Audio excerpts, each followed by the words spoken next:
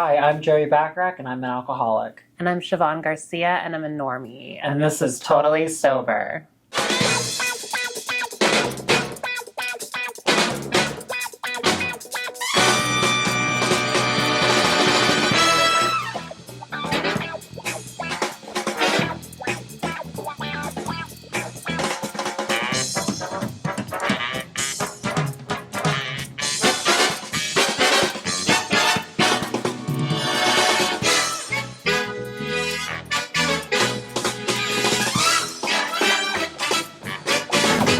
Well, I didn't know. Now, you should have seen me a year ago, girl. I look like shit. And today we have a very special guest. His name is Kanin. Hi. And then welcome to the show. Thank you for coming on and talking about who you are. And how about you share your journey and story with our followers? Cool. Well, thank you for having me. My name is Kanin Pruter. I'm a proud alcoholic. Let's see, my story and my journey. It's interesting to think about because I come from my mother and my father both kind of having issues. Like my mother was a addict, came from a very addictive family. My father, he doesn't acknowledge that he had a drinking problem, but we definitely could see it and knew it. But he got his own stuff together with older I got. So as a kid growing up, it was interesting. I mean, my mother wasn't in the picture, but my dad was. When they got divorced, my father got full custody of me. So we lived together in the same bedroom in Agoura Hills in my grandparents' house for about 9 years. And there was a lot because as a kid, I looked like my mother and the divorce was nasty and my father had me. So it was just, my understanding is like he constantly saw this embodiment of her in me and he took it out on me. So he was very verbally, very physically aggressive. And, as a kid growing up, it was difficult. So that was kind of very formative going up into my adult life. It wasn't until we moved to Arizona that I kind of became very isolated. I knew that I was gay by the end of 6th grade, 7th grade. So there's a lot of these emotions that are coming through, no one to talk to it with. But like all throughout my childhood, I was a really good kid. Like I didn't go to parties, I didn't drink, I didn't smoke weed, didn't do any of that, didn't smoke cigarettes. It wasn't until my senior year of high school that I had gone to my first party and got the nickname Cinderella because she went to a party and she got very, very, very drunk, and I realized, oh my God, drinking makes me so much more sociable, and it made me really, really fun and engaging. But I also knew I had this love for cleaning, so there's this scene cut to that night. I'm in the middle of like a very busy room on the kitchen floor with a rag and tiles, and like I'm cleaning each individual tile. And they're like, who's this kid? Like, what's he doing here? And I was like, I'm having fun. It's okay. It's fine. So that kind of carried over when I went to college. I went to Arizona State University, and ASU at the time was known as a party school, the #1 party school in America. And that's when my drinking really picked up and picked off. I didn't know that I had a problem at the time because everybody in freshman year was doing the same thing. I remember I had a coming to Jesus moment one night where I drank so much I'd just become so violently ill. I called my friend at 3 a.m. and I was screaming. I'm like, I think I'm dying. And she's like, no, girl, you're just drunk. And I'm like, okay. We've had those nights where you're never drinking again. But I actually put a pause on it. So I had been smoking marijuana at the time, and I figured, okay, well, you know what? I can just cut the alcohol out and just smoke. So drink on occasion when I go to some parties with friends, but then smoking nonstop. So that went on for about 2 years. And then I don't remember how, when, or why it started picking up, but I remembered that I would find myself frequently walking to CVS because I'm a vodka queen. Like I couldn't do dark liquor. I was only like clear white liquor, and my go-to was vodka. And everyone would always be talking about, oh my God, Smirnoff, oh my God, Sky, oh my God, Tito's. And I'm like, Popov, like Taka, like let's have fun. So I would find the cheapest way to get messed up. And, that just carried on. And I realized more and more I had a lot of childhood trauma and a lot of damages going on that I needed to work through, and I wasn't working through them. I wasn't seeing a therapist, so I was self-medicating through alcohol. And I just would find myself with a handle. Were you not out as gay yet? No, I was. Oh, I was fully out. Okay. Oh yeah, she was fully out and waving the flag and having a grand old time. How was your dad with that? unfortunately, part of my story is that my first sexual experience, I was sexually assaulted. And that was about 3 weeks after I came out at 17. And I couldn't tell him because I wasn't out to him at the time. So I didn't know how to handle that situation. So I kind of just kept it to myself. Became very religious, like very religious. And I remember just driving home with holding a rosary, praying to God, like, what did I do wrong? Like, what did I do wrong? So when I did come out to my father, it was, hi, I'm gay, and also this happened. So he literally broke a plate at California Pizza Kitchen, which don't ever pick California Pizza Kitchen to tell a traumatic experience to your parent who does not know that you're out yet. It's huge. But yeah, that happened. And I mean, he told me the one thing that every kid I think wants to hear is that, you know, I love you. I accept you for who you are. And then he got up with the, we have gay people in the family. And I'm like, yeah, but it's me. Like, hi, it's me. So, you know, it was an experience. He didn't really, we don't really talk. I mean, that's the thing about my father and I, is that we can talk about the weather, we can talk about what's going on in our life. It's a very brief, quick 5-minute check-in. We talk maybe once or twice a month. That's it. And at the time, we just weren't talking at all. And that was a period of time when my mother had kind of popped back up in my life. I was there for like 6 months and that was it. And then he just grew these resentments towards me. So I was like, all right, whatever. So that was that. There was just a lot going on that, you know, family, personal life, that the alcohol was my method of coping and feeling comfortable and being able to process. Because one thing I always talked about was I can't cry while I'm sober. And that's frankly my experience in the almost a year of sobriety that I have, is I literally cannot cry. And the alcohol brought out all these emotions, and it made me feel things that I did not feel before. It's helped me process it. Not the healthiest way of doing that, but it worked. I mean, it got me to feel what I needed to feel and to discuss what I needed to discuss. And then the pandemic hit, and that's when, you know, everybody was locked indoors, and I was a kind of person where I was working for an attorney at the time, and I was a very, very highly functioning alcoholic. I could do anything and everything under the sun. Nobody knew that I was drunk, and I'd probably been maybe 8-9 shots in. Even hungover, were you Even functional? hungover, I was fully functional. Like I was able to get up, and this is before even like the part of my life where the withdrawals would kick in the morning. You'd have to take a couple shots to save off the withdrawals. Oh, to level out, exactly. I hadn't hit that point yet, but I was still like groggy, kind of red eyes a little bit, but was just hydrated, drinking coffee, keeping my head down, getting the work done, go home, polish off a pint or two of vodka, go to sleep, wake up, rinse and repeat. So all that had happened, and then the pandemic hit, so we were working at home. And, you know, I drank more and more and more to the point where I was starting to bleach my own hair, and like girl was having her own moment, and I thought it was great. It was not for me. But, you know, I look back at my photos in my photo stream and I kind of go, there was a lot going on there that we got to unpack. And, you know, I was also dating someone at the time, my most recent ex, and we moved very fast in a relationship. We met on New Year's Eve of 2023 or 2022, and then the next 6 months we were spending all this time together, and I still had my drinking problem. He basically moved in with me for a period of time, and you know, I had thought I was getting away and I was being slick, but being like, oh, I can just hide the vodka in the couch, and then he's in the shower, I'll just take a couple shots, kiss him goodbye, and he'll have a great day.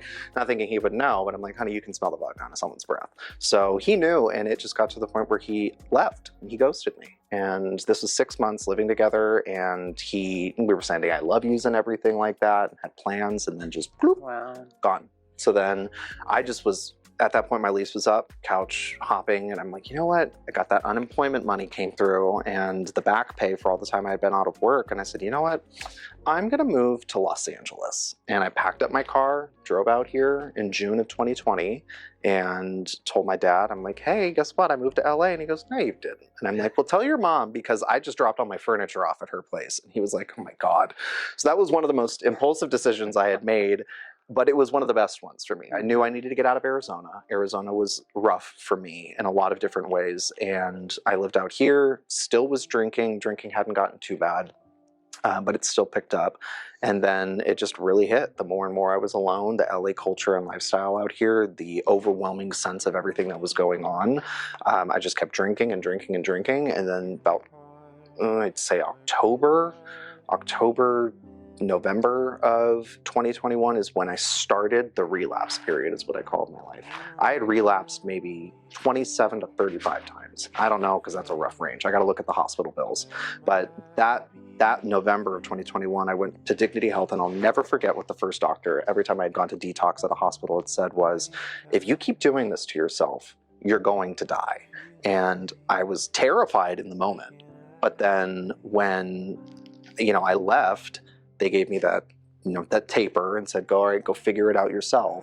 And then I just went home and started drinking again. And then that led a vicious process of me going 3-4 weeks of binging, and then go to the hospital and detox, then go do it and go last a couple days sober, start drinking again, and be a month and a half, 2 months long. And, just in and out of the hospital for months. So I guess my question is, when was it that the switch happened? The switch happened in January, so it happened in January of 2023. Yes, sorry, I'm getting my years mixed up. 2023. So I had gone to, I'd gone to a hospital in Pasadena. I went to Los Encinas, and I tried to do IOP. And it wasn't for me, because I had taken a couple shots beforehand, went there and said, oh, I'll get away with it. And they said, no, you actually are intoxicated. I'm like, oh, oops. So I figured this wasn't for me, and I just put it off, and I was still working at my current job that I have now, and I just got to a point where I was like, I can't do this anymore. Like, it felt like crap. I was living on my friend's floor in this tiny studio apartment in downtown Los Angeles, and I'm like going to work, hungover as shit, trying to get by, and I don't know how you did it. Fake it till you make it. I mean, God have mercy. Because, I made it through, and I just got to the point where I said, you know what, I would much rather lose my job and lose what I have right now and be alive. And I went back, did detox, and then I remember sitting down with a couple of caseworkers there and the chief medical officer to help get the whole medical leave straightened away. And I'd said, look, I need to do residential. Like, I've done detox this amount of times. I know you can send me home with X, Y, and Z, and it's not gonna work. I need to be somewhere. I need to be physically removed from the environment of being around alcohol. So that was a moment, and I quite frankly can't exactly pinpoint that feeling of the click, but I just know that that was a decision I had made for myself, said that I want to live, I want to succeed, I want to do what I'm born to do, and I just did it. And then after residential, what made you decide to move into sober living? I knew that the living situation I was at that moment, it was coming to an end. So it was either I was going to have to move in by myself, or move in with a roommate, or do sober living. And I knew how I was when I was by myself, and I was way too early into recovery to be comfortable enough to live by myself. So I looked online, I believe it's sobernetwork.net, and I just looked through a bunch. I called a couple of places, talked to a couple people, and then I talked to Joey, and I was like, okay, this is the place for me. Like, I'm gonna go, I'm gonna interview. I remember telling my best friend about it, and she was like, I think that would be good for you. And I'm like, yeah, I think so too. So I came to the house, did like a little impromptu interview, and then I think that evening or the next day you called me and said, so they would love for you to move in. And I'm like, okay, great, let's do this. So yeah, and I think, when I moved in, I had sat down with you and I said, I'm only going to be here for about 2-3 months. I'm only be here for about 2-3 months. 10, 11 months later, here we are. Wow. And now you're leading the house. Yes, now I am. Our primary head of house. Yep. Which is crazy. I know. How time just flies so quickly. And someone who's like, 2-3 months tops. Yeah. You'll be turning a year. Exactly. And 2 weeks. Yeah, January 26th. God. Yeah. Do you have plans to leave anytime soon, or are you comfortable where you're at right now? I'm comfortable where I'm at right now. I think a couple of months ago, I remember having the conversation with Joey about, I'm like, okay, I think I'm good. I think I'm good. Like, I think I can go out there and I can move on my own. And I remember talking to my sponsor about it. And my sponsor said, are you, girl, really? Like, you're in a good place. Like, you have the steady environment. You're doing good at work. You're doing good in your personal life.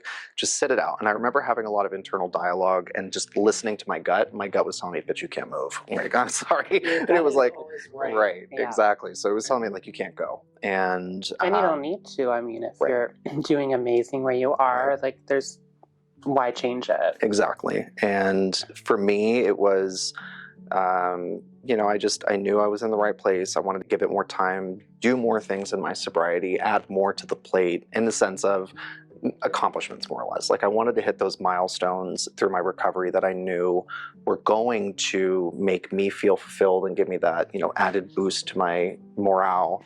And, in that time, like, look, with work, I was on the verge of getting fired. And by the time I went back 6 months, they promoted me. And now they're talking about more promotions. I'm leading meetings with chief officers coming from They let you literally. take a leave when you were Yes, so recovering? I was able to do a medical leave of absence. Nice. I wasn't able to do the FMLA because I didn't have enough time at the agency at that point, but they were able to work out a medical leave and allow me to do my own thing. And part of that work, in the last, let's say, 3 or 4 months, I kind of became more public and vocal about my recovery and my sobriety. And some people were like, oh, you know what?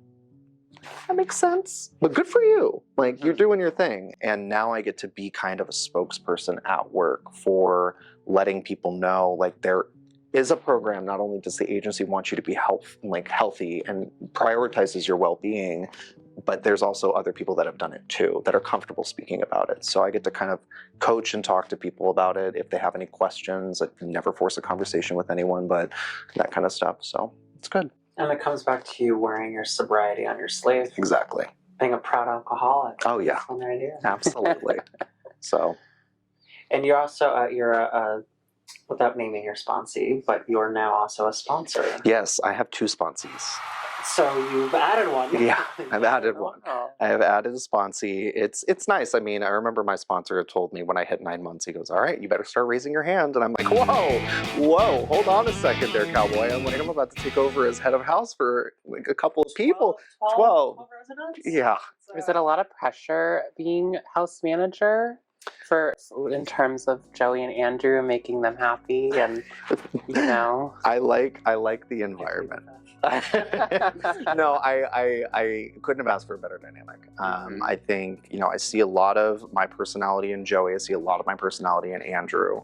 And I think at the end of the day, the way at least I talk about it with the residents is I hear what their vision is for the house and what they want, and I synthesize that and spread it out to everybody in the house. And I make it very clear to each one of the residents at the house that, like, look, your recovery is your own individual journey. Don't get lost on that main point, because that is point number 1. You're living in a sober living environment where everyone is going through their own journey. We're all here for as family members, and we are one collective family. We're all each other's cheerleader on the sideline. But we all need to worry about, focus on our recovery. I'm sure it's hard not to get sucked into other people's lives, just being a friend even. So yeah, it's important for sure to stick to your own recovery. Exactly. I mean, what I appreciate, I don't know what it is, quite frankly. It's just, I say frankly, by the grace of God, that I'm able to do what I do and how I do it, because I try to look at everything from an objective scope, then apply, my emotions and feelings in there. And I'm in a better place, especially being sober. I talk about this with my sponsees all the time, is the sobriety provides us clarity. Whereas when we're using whatever our substance of choice may have been, that taints the way we think. It tarnishes the way that we're able to actually perceive and respond to situations. And I look back at my time of recovery and where I'm at today, and I say, okay, well, I could not have done this if I were still using. And now I can actually make those educated decisions, and I can respond accordingly when situations arise. And I can be there, use my experience. If someone finds anything in the words I say, that's great. That's a win for me. If nobody hears anything from it, well, I hope that, we can get you connected to somebody who may help you and have that moment of clarity and connection. But I always talk to my sponsees. I say, look, everyone is on their own journey, and the way I do my sponsorship program is I focus on their needs, where they're at, but also talk about my experience and see if there's anything that's there. And I'm very clear and straightforward with them from day one. I say, look, you may not get anything out of me, and if that's the case, that's totally fine. If you want to go with another sponsor, I know a ton of people that are eager to sponsor individuals. You need to find the right person, right path to go down in order. Exactly. And I am also very real with my sponsees. I tell them, look, mama play no games. Like, at the end of the day, if you tell me some nonsense, I will check you on it, because that's the thing about recovery, is we need to be honest. So and being someone in recovery, and someone's probably not being honest. It's like that phrase, you can't bullshit a bullshitter. Yeah. I love using that one, because when people say, oh my gosh, the X, Y, and Z, I'm like, you're lying to an alcoholic? Like, come on. Like, that's not how this game works. So. Pretty sound advice. Well, speaking of advice, do you have any advice for someone who's thinking about starting their road to recovery? do it. I say jump into it. If someone who is the king of impulsive decisions, I can say the one impulsive decision that I can fully condone is making the decision to jump into a program. And I get where folks may try to talk it out with other individuals, but I think that when it comes to choosing your recovery and choosing that path, jumping right into it and trusting your gut, like you had said, is the most important decision that you can make for yourself. Because the more people that tell you what they think and their opinion, it's going to cloud that decision in that moment, and it could hinder the process. Too So many you jump. chefs in the kitchen. Too many chefs in the kitchen. So That's Andrew's favorite one-liner.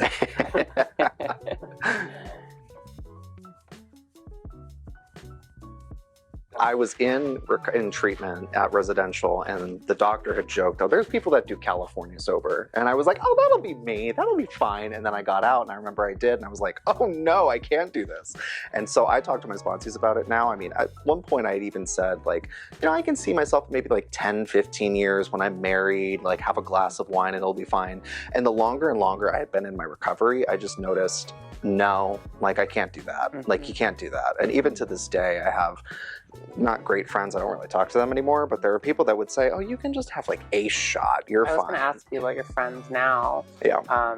Versus who they were when you were using. The good ones stuck. The other ones needed to kind of, we needed to part ways.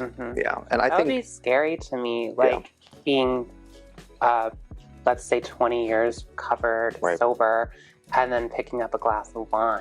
That would be scary. Yeah. Like, I don't think I could do that. Yeah, it's so interesting how time in the process of recovery changes that perspective, because I remember from the very early beginning, I was very much, when I'm 15, 20 years, on my wedding night, I'll have a champagne and toast. And then now looking back on it, I'm like, I'm not ruining that time that I've worked so hard to get. But that's me. And I mean, it is daunting and it's scary, but it's, for me, I've turned that fear into motivation.